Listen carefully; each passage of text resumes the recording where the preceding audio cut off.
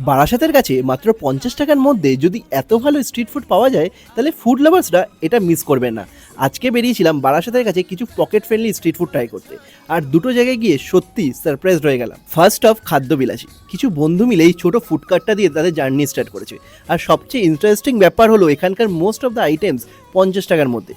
ফার্স্টে নিলাম এখানকার চিকেন পপকর্ন, দেখতে ছোট ছোট বাট একদম ক্রিস্পি অ্যান্ড ক্রাঞ্চি।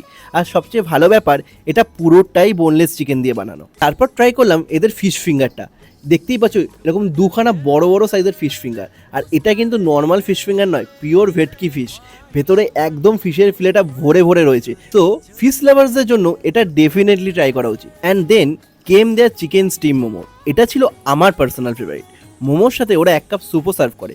স্যুপটা আমার কাছে অ্যাভারেজ লেগেছে, বাট মোমোর টেস্ট জাস্ট অসাম। ওভারঅল এই প্রাইস পয়েন্টে খাদ্যবিলাসীকে কমেন্ট না করে পারলাম না। এরপর চলে গেলাম কাঠি জাংশন, আর এখানে এসে আমি লিটারালি তো কনফিউজড কোন রোলটা ট্রাই করব। ফাইনালি ডিসাইড করলাম ওদের মালাই রোলটা।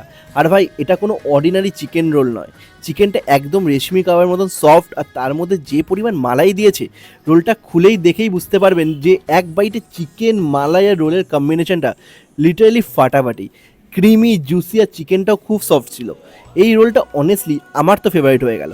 সো যারা বারাসাতের আশেপাশে থাকেন আর pocket friendly street food explore করতে ভালোবাসেন, তাহলে এই দুটো প্লেস ডেফিনেটলি ট্রাই করে দেখতে পারেন। আর তোমাদের বারাসাতের ফেভারিট স্ট্রিট ফুড কোনটা কমেন্ট করে আমাকে জানিও।